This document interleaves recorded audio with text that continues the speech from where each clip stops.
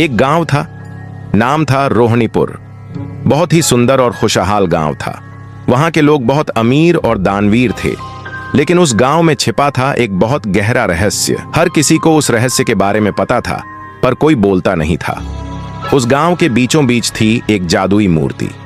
हर अमावस्या की रात पूरे गांव में रोने चिल्लाने की आवाजें आती थीं। लोग अपने घरों में बंद हो जाते थे, कोई भी घर से बाहर नहीं निकलता था। और फिर अगली सुबह उस मूर्ति के पास मिलती थी एक कटी हुई लाश, और उसके बगल में होते थे बहुत सारा सोना।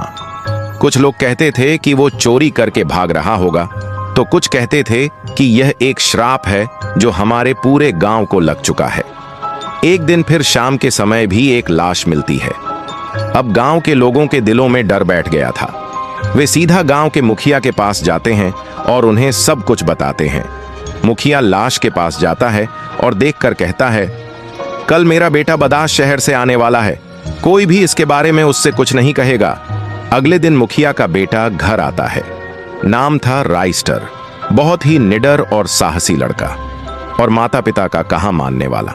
एक दिन मुखिया किसी काम से बाहर जा रहा होता है, तो वो राइस्टर से कहता है, बेटा अब इस पूरे गांव की जिम्मेदारी तुम्हारे कंधों पर है। रात को कभी किसी की बुलाहट पर घर से बाहर मत निकलना। इतना कहकर वह चला जाता है। उस रात जब राइस्टर सो रहा होता है, तभी उसे जोर जोर से रोने और चिल्लाने की आवाजें सुनाई देती हैं।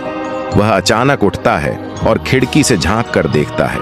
पूरा गांव शांत होता है। अब उसके मन में और भी जिज्ञासा जगती है, आखिर क्या है बाहर जो पूरे गांव को इतना डरा रहा है। अगले दिन फिर एक लाश मिलती है।